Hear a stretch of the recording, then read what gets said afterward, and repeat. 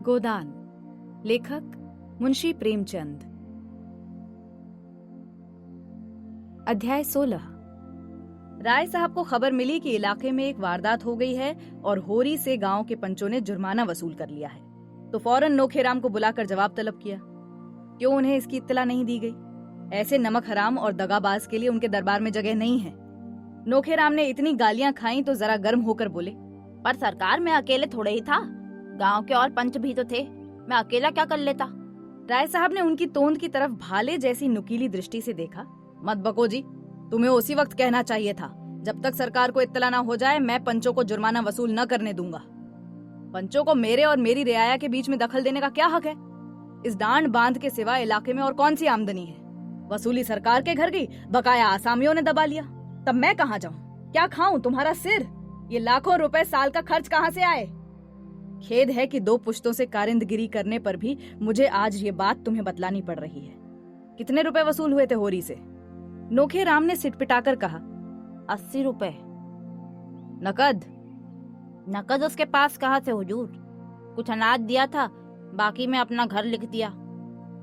राय साहब ने स्वार्थ का पक्ष छोड़कर होरी का पक्ष लिया। अच्छा, तो आपने और बगुला भगत पंचों ने मिलकर मेरे एक मातबर आसामी को तबाह कर दिया।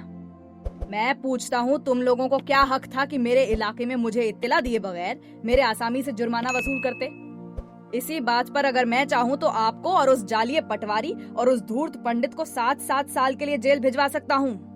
आपने समझ लिया कि आप ही इलाके के बादशाह हैं। मैं कहे देता हूँ, आज तक जुर्माने की पूरी रकम मेरे पास पहुँच जाए, वरना बहुत बुरा होगा।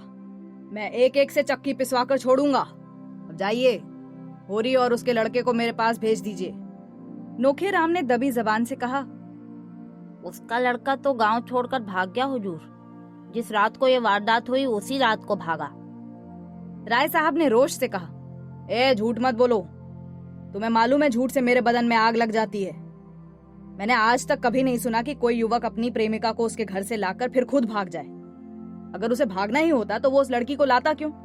तुम लोगों की इसमें भी जरूर कोई शरारत है। तुम गंगा में डूबकर भी अपनी सफाई दो तो मैं मानने का नहीं। तुम लोगों ने अपने समाज की प्यारी मर्यादा की रक्षा के लिए उसे धमकाया होगा। बेचारा भाग न जाता तो क्या करता? नोखेराम इसका प्रतिवाद न कर सके। मालिक जो कुछ कहें वो ठीक है। वो ये भी न कह सके कि आप खुद चलकर झूठ सच की जांच कर लें। बड़े आदमियों का क्रोध पूरा समर्पण चाहता है, अपने खिलाफ एक शब्द भी नहीं सुन सकता। पंचों ने राय साहब का ये फैसला सुना तो नशा हिरन हो गया। अनाज तो अभी तक ज्यों का त्यों पड़ा था, पर रुपए तो कब के गायब हो गए थे। होरी का मकान रहन लिख गया था, पर उस मकान को देहात में पूछता कौन था? जैसे हिंदू स्त्री पति के साथ घर की स्वामिनी है और पति त्याग दे तो कहीं की नहीं रहती, उसी तरह ये घर होरी के लिए तो लाख रुपए का है, पर उसकी असली कीमत कुछ भी नहीं। और इधर राय साहब बिना रुपए लिए मानने के नहीं। यही होरी जाकर रो आया होगा। पटेश्वरी लाला सबसे ज्यादा भयभीत थे। उनकी तो नौकरी ही चली जाएगी। चारों सज्जन इस गहन समस्या पर विचार कर रहे थे, पर किसी की अक्ल काम न करती थी। एक दूसरे पर दोष रखता था। फिर खूब झगड़ा हुआ। पटेश्वरी ने अपनी लंबी शंकाशील गर्दन हिलाकर कहा, मैं मना करता था कि होरी के विषय में हमें चुप्पी साध कर रह जाना चाहिए। गाय के मामले में सबको तावान देना पड़ा, इस मामले में तावान ही से गला न छूटेगा, नौकरी से भी हाथ धोना पड़ेगा। मगर तुम लोगों को तो रुपए की पड़ी थी, अब निकालो 20-20 रुपए। अब भी कुशल है, कहीं राय साहब ने रपट कर दी तो सब जने बंध जाओगे। दाता दीन ने ब्रह्म तेज दिखाकर कहा, मेरे पास 20 रुपए की जगह 20 पैसे भी नहीं है। ब्राह्मणों को भोज दिया, होम हुआ, क्या इसमें कुछ खर्च नहीं हुआ? राय साहब की हिम्मत है तो मुझे जेल ले जाएं, ब्रह्म बनकर घर का घर मिटा दूंगा। अभी उन्हें किसी ब्राह्मण से पाला नहीं पड़ा है। झिंगुरी सिंह ने भी कुछ इसी आशय के शब्द कहे। वो राय साहब के नौकर नहीं है, उन्होंने होरी को मारा नहीं, पीटा नहीं, कोई दबाव नहीं डाला। होरी अगर प्रायश्चित करना चाहता था तो उन्होंने इसका अवसर दिया। इसके लिए कोई उन पर अपराध नहीं लगा सकता। मगर नोखेराम की गर्दन इतनी आसानी से न छूट सकती थी। यहाँ मजे से बैठे राज करते थे। वेतन तो 10 रुपए से ज्यादा न था, पर 1000 साल की ऊपर की आमदनी थी। सैकड़ों आदमियों पर हुकूमत, 4-4 प्यादे हाजिर, बेगार में सारा काम हो जाता था। थानेदार तक कुर्सी देते थे। अब ये चैन उन्हें और कहाँ मिलता? और पटेश्वरी तो नौकरी के बदौलत महाजन बने हुए थे, कहाँ जा सकते थे? 2-3 दिन इसी चिंता में पड़े रहे कि कैसे इस विपत्ति से निकले। आखिर उन्हें एक मार्ग सूझ ही गया। कभी कभी कचहरी में उन्हें दैनिक पत्रिका बिजली देखने को मिल जाती थी। यदि एक गुमनाम पत्र उसके संपादक की सेवा में भेज दिया जाए कि राय साहब किस तरह से आसामियों से जुर्माना वसूल करते हैं, तो बचा को लेने के देने पड़ जाएं। नोखेराम भी सहमत हो गए। दोनों ने मिलकर किसी तरह एक पत्र लिखा और रजिस्ट्री से भेज दिया। संपादक ओमकार नाथ तो ऐसे पत्रों की ताक में रहते थे। पत्र पाते ही तुरंत राय साहब को सूचना दी। उन्हें एक ऐसा समाचार मिला है जिस पर विश्वास करने की उनकी इच्छा नहीं होती, पर संवाददाता ने ऐसे प्रमाण दिए हैं कि सहसा अविश्वास भी नहीं किया जा सकता। क्या ये सच है कि राय साहब ने अपने इलाके के एक आसामी से 80 रुपए तावान इसलिए वसूल किए कि उसके पुत्र ने एक विधवा को घर में डाल लिया था? संपादक का कर्तव्य उन्हें मजबूर करता है कि वो मामले की जांच करें और जनता के हितार्थ उसे प्रकाशित कर दें। राय साहब इस विषय में जो कुछ कहना चाहें, संपादक जी उसे भी प्रकाशित कर देंगे। संपादक जी दिल से चाहते हैं कि यह खबर गलत हो, लेकिन उसमें कुछ भी सत्य हुआ तो वो उसे प्रकाश में लाने के लिए विवश हो जाएंगे। मैत्री उन्हें कर्तव्य पथ से हटा नहीं सकती। राय साहब ने यह सूचना पाई तो सिर पीट लिया। पहले तो उनको ऐसी उत्तेजना हुई कि जाकर ओमकार नाथ को गिनकर 50 हंटर जमाए और कह दें, जहां वो पत्र छापना वहां ये समाचार भी छाप देना। लेकिन इसका परिणाम सोचकर मन को शांत किया और तुरंत उनसे मिलने चले। अगर देर की और ओमकार नाथ ने ये संवाद छाप दिया तो उनके सारे यश में कालिमा पुत जाएगी। ओमकार नाथ सैर करके लौटे थे और आज के पत्र के लिए संपादकीय लेख लिखने की चिंता में बैठे हुए थे, पर मन पक्षी की भांति उड़ा उड़ा फिरता था। उनकी धर्मपत्नी ने रात उन्हें कुछ ऐसी बातें कह डाली थी जो अभी तक कांटों की तरह चुभ रही थी। उन्हें कोई दरिद्र कह ले, अभागा कह ले, बुद्धू कह ले, वो जरा भी बुरा नहीं मानते थे, लेकिन ये कहना कि उनमें पुरुषत्व नहीं है, ये उनके लिए असहाय था। और फिर अपनी पत्नी को ये कहने का क्या हक है? उससे तो ये आशा की जाती है कि कोई इस तरह का आक्षेप करे तो उसका मुंह बंद कर दे। बेशक वो ऐसी खबरें नहीं छापते, ऐसी टिप्पणियां नहीं करते कि सिर पर कोई आफत आ जाए। फूंक फूंक कर कदम रखते हैं। इन काले कानूनों के युग में वो और कर ही क्या सकते हैं? मगर वो क्यों सांप के बिल में हाथ नहीं डालते? इसलिए तो कि उनके घर वालों को कोई कष्ट न उठाना पड़े, और उनकी सहिष्णुता का उन्हें यह पुरस्कार मिल रहा है। क्या अंधेर है? उनके पास रुपए नहीं है तो बनारसी साड़ी कैसे मंगा दे? डॉक्टर सेठ और प्रोफेसर भाटिया और न जाने किस किस की पत्नी बनारसी साड़ी पहनती हैं, तो वो क्या करें? क्यों उनकी पत्नी इन साड़ी वालियों को अपनी खद्दर की साड़ी से लज्जित नहीं करती? उनकी खुद तो ये आदत है कि किसी बड़े आदमी से मिलने जाते हैं तो मोटे से मोटे कपड़े पहन लेते हैं, और कोई कुछ आलोचना करे तो उसका मुंह तोड़ जवाब देने के लिए तैयार रहते हैं। उनकी पत्नी में वो आत्माभिमान क्यों नहीं है? वो क्यों दूसरों का ठाट बाट देखकर विचलित हो जाती है? उसे समझना चाहिए कि वो एक देशभक्त पुरुष की पत्नी है। देशभक्त के पास अपनी भक्ति के सिवा और क्या संपत्ति है? इसी विषय को आज के अग्रलेख का विषय बनाने की कल्पना करते करते उनका ध्यान राय साहब के मामले की ओर जा पहुंचा। राय साहब सूचना का क्या उत्तर देते हैं ये देखना है। अगर वो अपनी सफाई देने में सफल हो जाते हैं तब तो कोई बात नहीं, लेकिन अगर वो ये समझे कि ओमकार नाथ दबाव, भय या मुलाहजे में आकर अपने कर्तव्य से मुंह फेर लेंगे, तो ये उनका भ्रम है। इस सारे तप और साधना का पुरस्कार उन्हें इसके सिवा और क्या मिलता है कि अवसर पड़ने पर वो इन कानूनी डकैतों का भंडाफोड़ करें। उन्हें खूब मालूम है कि राय साहब बड़े प्रभावशाली जीव हैं। काउंसिल के मेंबर तो हैं ही, अधिकारियों में भी उनका काफी रसूख है। वो चाहें तो उन पर झूठे मुकदमे चलवा सकते हैं, अपने गुंडों से राहत चलते पिटवा सकते हैं, लेकिन ओमकार नाथ इन बातों से नहीं डरता। जब तक उसकी देह में प्राण है वो आतताइयों की खबर लेता रहेगा। सहसा मोटर कार की आवाज सुनकर वो चौंके। तुरंत कागज लेकर अपना लेख आरंभ कर दिया और एक ही क्षण में राय साहब ने उनके कमरे में कदम रखा। ओमकार नाथ ने न उनका स्वागत किया, न कुशलक्षेम पूछा, न कुर्सी दी। उन्हें इस तरह देखा मानो कोई मुल्जिम उनकी अदालत में आया हो, और रोब मिले हुए स्वर में पूछा, आपको मेरा पुर्जा मिल गया था? मैं वो पत्र लिखने के लिए बाध्य नहीं था। मेरा कर्तव्य यह था कि स्वयं उसकी तहकीकात करता, लेकिन मुरव्वत में सिद्धांतों की कुछ न कुछ हत्या तो करनी ही पड़ती है। अब बताइए, क्या उस संवाद में कुछ सत्य है? राय साहब उसका सत्य होना अस्वीकार न कर सके। हालांकि अभी तक उन्हें जुर्माने के रुपए नहीं मिले थे और वो उनके पाने से साफ इनकार कर सकते थे, लेकिन वो देखना चाहते थे कि ये महाशय किस पहलू पर चलते हैं। ओमकार नाथ ने खेद प्रकट करते हुए कहा, तब तो राय साहब मेरे लिए उस संवाद को प्रकाशित करने के सिवा और कोई मार्ग नहीं है। मुझे इसका दुख है कि मुझे अपने एक परम हितैषी मित्र की आलोचना करनी पड़ रही है, लेकिन कर्तव्य के आगे व्यक्ति कोई चीज नहीं। संपादक अगर अपना कर्तव्य पूरा न कर सके तो उसे इस आसन पर बैठने का कोई हक नहीं है। राय साहब कुर्सी पर डट गए और पान की गिलौरियां मुंह में भरकर बोले, लेकिन ये आपके हक में अच्छा ना होगा। मुझे जो कुछ होना है पीछे होगा, आपको तत्काल दंड मिल जाएगा। अगर आप मित्रों की परवाह नहीं करते तो मैं भी उसी कहने का आदमी हूं।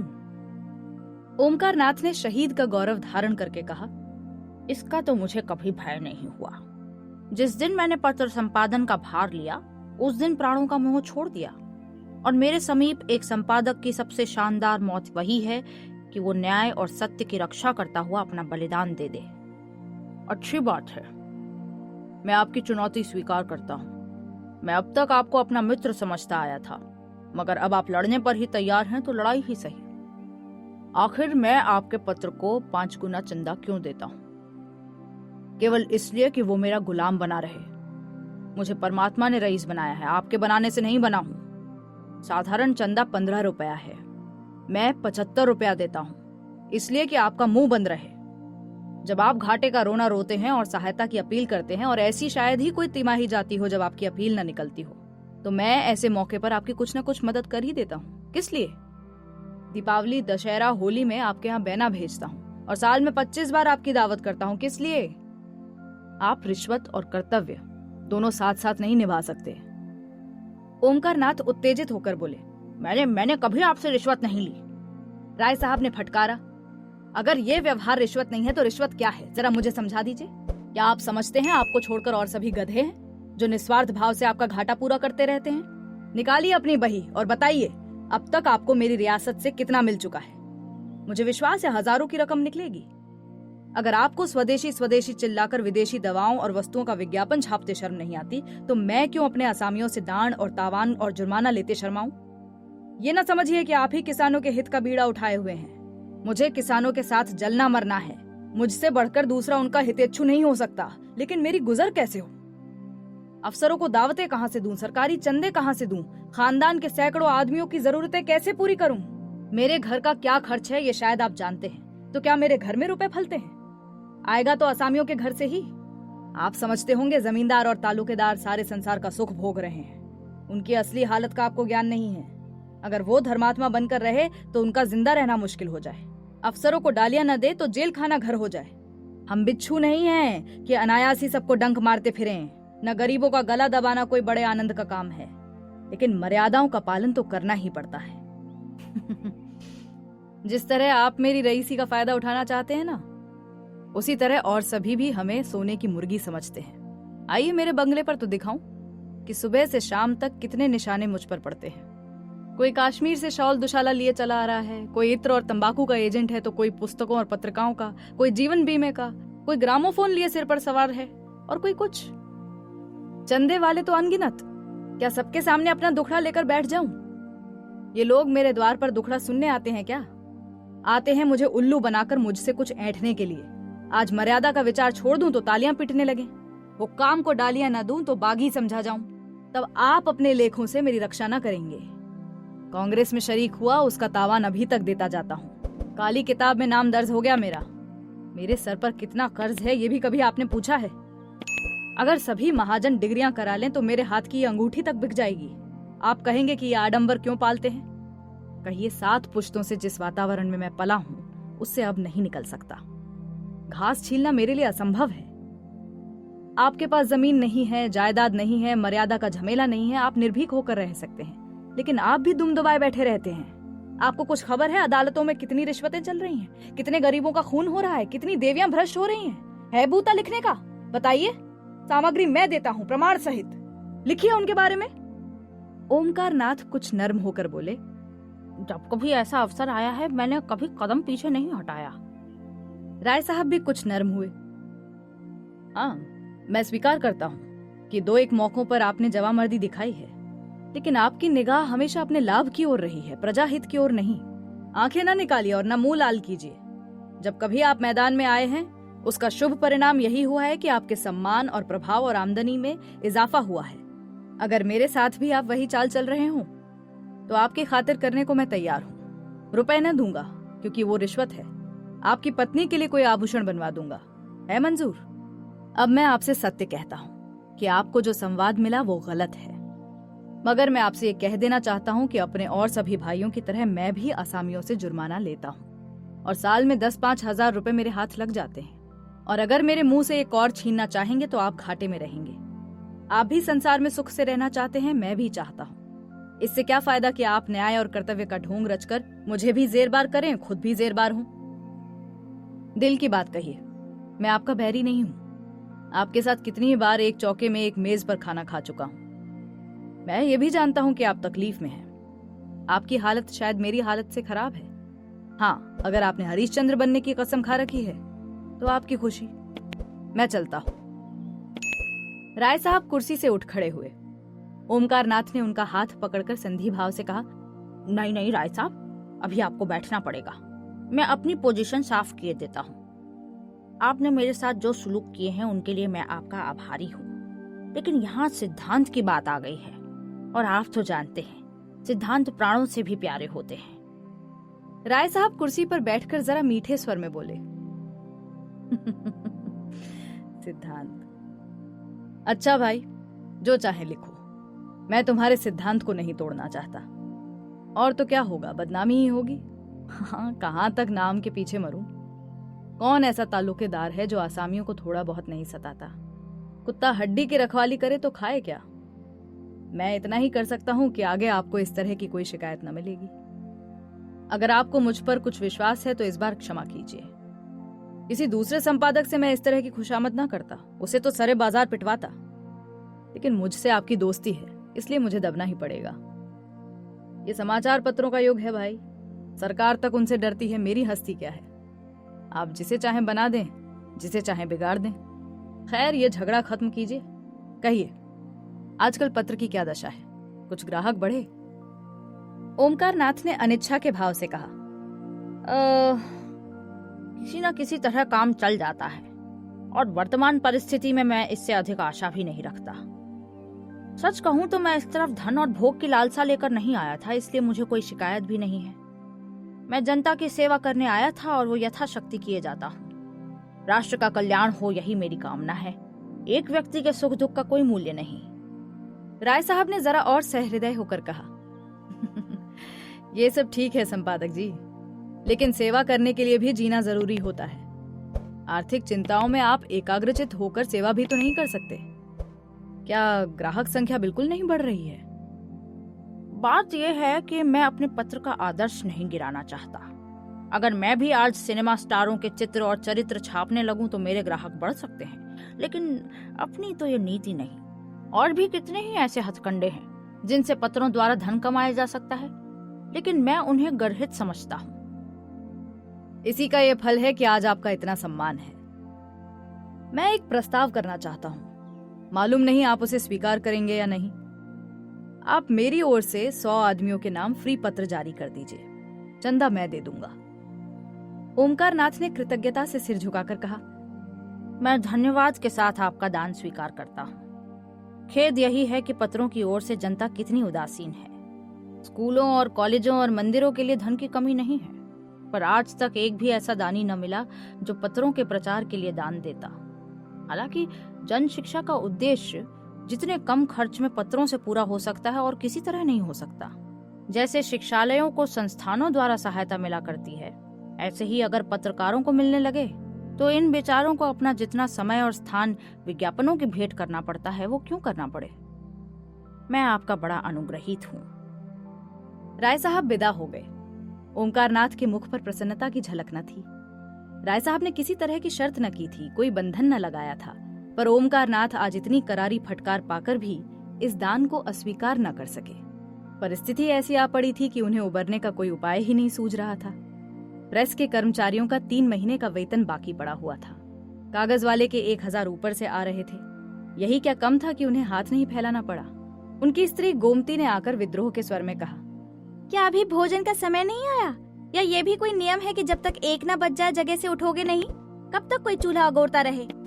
ओमकार नाथ ने दुखी आंखों से पत्नी की ओर देखा। गोमती का विद्रोह उड़ गया। वो उनकी कठिनाइयों को समझती थी। दूसरी महिलाओं के वस्त्राभूषण देखकर कभी कभी उसके मन में विद्रोह के भाव जाग उठते थे और वो पति को 2-4 जलीकटी सुना जाती थी, पर वास्तव में वो क्रोध उनके प्रति नहीं, अपने दुर्भाग्य के प्रति था। और इसकी थोड़ी सी आंच अनायास ही ओमकार नाथ तक पहुंच जाती थी। वो उनका तपस्वी जीवन देखकर मन में कुढ़ती भी थी और उनसे सहानुभूति भी रखती थी। बस उन्हें थोड़ा सा सनकी समझती थी। उनका उदास मुंह देखकर पूछा, क्यों उदास हो? पेट में कुछ गड़बड़ है क्या? ओमकार नाथ को मुस्कुराना पड़ा। कौन उदास है? मैं? मुझे तो आज जितनी खुशी है उतनी अपने विवाह के दिन भी नहीं हुई थी। आज सवेरे 1500 की बोहनी हुई। किसी भाग्यवान का मुंह देखा था शायद। गोमती को विश्वास न आया, बोली, झूठे, तुम्हें 1500 रुपए कहाँ से मिल जाते? 15 रुपए कहो तो मान लेती हूँ। अरे नहीं नहीं, तुम्हारे सिर की कसम, 1500 मारे। अभी राय साहब आए थे, 100 ग्राहकों का चंदा अपनी तरफ से देने का वचन दे गए हैं। गोमती का चेहरा उतर गया। तो मिल चुके। नहीं नहीं, राय साहब वादे के पक्के हैं। मैंने किसी तालुकेदार को वादे का पक्का नहीं देखा। दादा एक तालुकेदार के नौकर थे, साल साल भर तलब नहीं मिलती थी। उसे छोड़कर दूसरे की नौकरी की, उसने 2 साल तक एक पाई न दी। एक बार दादा गरम पड़े तो मारकर भगा दिया। इन लोगों के वादों का कोई करार नहीं। मैं आज ही बिल भेजता हूँ। भेजा करो, कह देंगे कल आना। कल अपने इलाके पर चले जाएंगे और 3 महीने बाद लौटेंगे। ओमकार नाथ संशय में पड़ गए। ठीक तो है, कहीं राय साहब पीछे से मुकर गए तो वो क्या कर लेंगे? फिर भी दिल मजबूत करके कहा, ऐसा नहीं हो सकता। कम से कम राय साहब को मैं इतना धोखेबाज नहीं समझता। मेरा उनके यहाँ कुछ बाकी नहीं है। गोमती ने उसी संदेह के भाव से कहा, इसी से तो मैं तुम्हें बुद्धू कहती हूँ। जरा किसी ने सहानुभूति दिखाई और तुम फूल उठे। ये मोटे रईस हैं, इनके पेट में ऐसे कितने वादे हजम हो जाते हैं। जितने वादे करते हैं, अगर वो सब पूरा करने लगे तो भीख मांगने की नौबत आ जाए। मेरे गांव के ठाकुर साहब तो 2-2, 3-3 साल तक बनियों का हिसाब न करते थे। नौकरों का वेतन तो नाम के लिए देते थे। साल भर काम लिया, जब नौकर ने वेतन मांगा तो मार कर निकाल दिया। कई बार इसी नादी हंदी में स्कूल से उनके लड़कों के नाम कट गए। आखिर उन्होंने लड़कों को घर बुला लिया। एक बार रेल का टिकट भी उधार मांगा था। ये राय साहब भी तो उन्हीं के भाई बंद हैं। अब चलो, चलकर भोजन करो और चक्की पीसो, जो तुम्हारे भाग्य में लिखा है। ये समझ लो कि ये बड़े आदमी तुम्हें फटकारते रहें, वही अच्छा है। ये तुम्हें 1 पैसा देंगे तो उसका चौगुना अपने असामियों से वसूल कर लेंगे। अभी उनके विषय में जो कुछ चाहते हो लिखते हो, तब तो ठकुर सोहाती करनी पड़ेगी। पंडित जी भोजन कर रहे थे, पर कौर मुंह में फंसा हुआ जान पड़ता था। आखिर बिना दिल का बोझ हल्का किए भोजन करना कठिन हो गया। बोले, अगर रुपए न दिए तो ऐसी खबर लूंगा कि याद करेंगे। उनकी चोटी मेरे हाथ में है। गांव के लोग झूठी खबर नहीं दे सकते। अरे सच्ची खबर देते तो उनकी जान निकलती है, झूठी खबर क्या देंगे? राय साहब के खिलाफ एक रिपोर्ट आई है मेरे पास। छाप दूं तो बचा को घर से निकलना मुश्किल हो जाए। मुझे वो खैरात नहीं दे रहे हैं, बड़े दबसट में पड़कर इस राह में आए हैं। पहले धमकियां दिखा रहे थे, जब देखा इससे काम न चलेगा तो ये चारा फेंका। मैंने भी सोचा, एक इनके ठीक हो जाने से देश से अन्याय तो मिटा नहीं जाता, फिर क्यों ना इस दान को स्वीकार कर लूं। मैं अपने आदर्श से गिर गया हूं जरूर, लेकिन इतने पर भी राय साहब ने दगा की तो मैं भी शठता पर उतर आऊंगा। जो गरीबों को लूटता है उसको लूटने के लिए अपनी आत्मा को बहुत समझाना न पड़ेगा।